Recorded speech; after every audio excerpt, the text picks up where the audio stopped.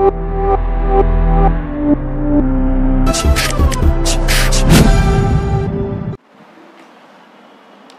যে কোশ্চেনটা পড়বো এই কোশ্চেনটা খুব ইম্পর্টেন্ট কোশ্চেন, ঠিক আছে? এই কোশ্চেনটা খুব ইম্পর্টেন্ট কোশ্চেন, এত ভালো করে পড়তে হবে, পরীক্ষায় আসেই কিন্তু এই কোশ্চেনটা খুব ভালো করে পড়তে হবে। সেটা হচ্ছে বাণিজ্যিক হুন্ডির সঙ্গে প্রমিসারি নোটের পার্থক্য, মানে difference between bill of exchange and promissory note, ঠিক আছে?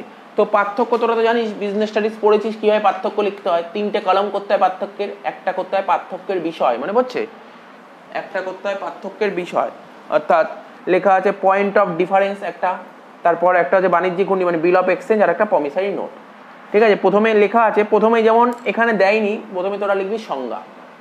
সবার প্রথম যে কোনো, আজকে শুনে রাখ, যে কোনো পার্থক্য দিক প্রথমে সংজ্ঞা লিখতে হয়, ডেফিনেশন সবার প্রথম মাস্ট, এটা লিখতেই হবে। কি বললাম? ডেফিনেশন। এখানে দেয়নি, বাট তোরা নোট করে নিবি, ঠিক আছে? তোরা যখন নোট করবি বাড়িতে প্রথমে ডেফিনেশন দিবি। বাণিজ্যিক হুন্ডি কাকে বলে লেখানো শিখিয়েছি, আর প্রমিসারি নোট এখন বললাম। তাহলে সুতরাং এই ডেফিনেশন যদি দিস 4 নম্বরের মধ্যে 1 নম্বর এখানে আলাদা করে দেবে, ডেফিনেশন আলাদা করে 1 নম্বর দেবে, ঠিক আছে? তারপর বাকি লেখার জন্য 3 নম্বর, বুঝতে পারলি তো?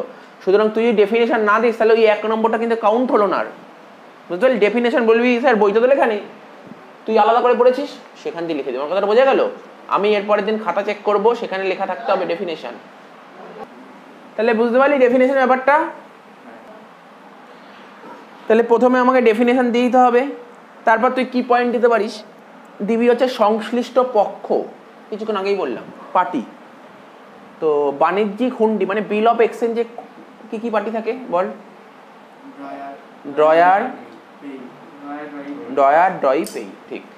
আর প্রমিসারি নোটে মাত্র পড়ালাম কি কি পার্টি থাকে, প্রমিসার, প্রমিসি, বেশ হয়ে গেল। তাহলে দেখ, একটা ডেফিনেশন বললাম, একটা পার্টি বললাম, সংশ্লিষ্ট পক্ষ হলো।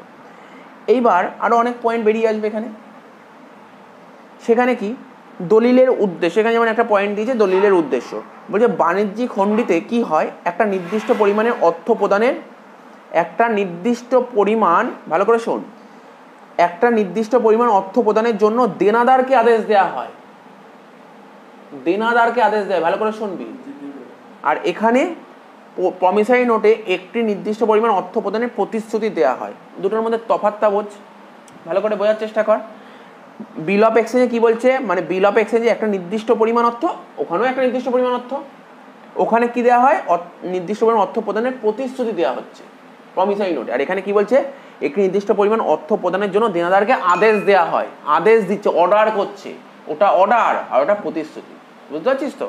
তো এটা একটা পয়েন্ট হলো। লেখকের মর্যাদা, বাণিজ্যিক হুন্ডিতে লেখকটা কে হয়, লেখক হচ্ছে বিক্রেতা, লেখক হচ্ছে বিক্রেতা। আচ্ছা, আমি আগের দিন বুঝিয়েছিলাম, আজকে ধর আমি সুমনের কাছে টাকা পাই, তা লিখছে কে, আমি লিখছি, তার মানে আমি তো টাকাটা পাই, তাই না? তাই বলছি এখানে লেখক হচ্ছে যে বিক্রেতা।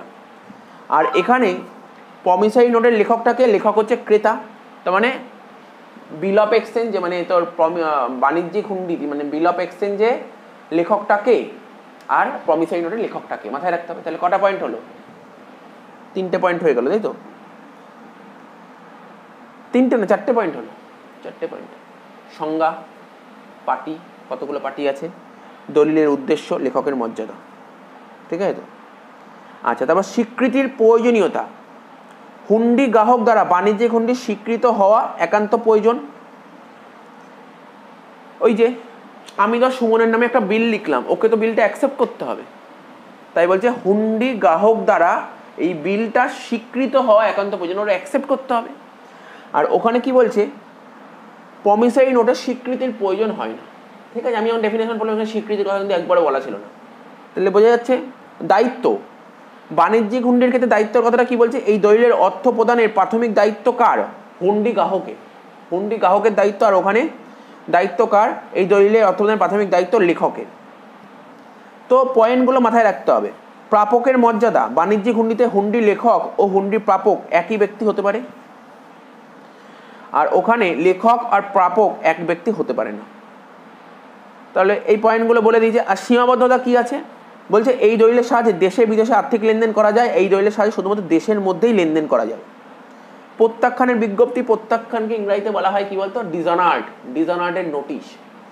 তো বলছে বাণিজ্যিক হুন্ডি প্রত্যাখ্যাত হলে নোটারি পাবলিক মারফত অর্থ প্রদানের জন্য দায়ী সকল পক্ষকে বিজ্ঞপ্তির জন্য প্রত্যাখ্যানের জন্য বিষয় জানাতে হয়। এটা আমরা যখন অঙ্ক করেছিলাম পুরো শিখেছিলাম ব্যাপারটা নিয়ে, ঠিক আছে।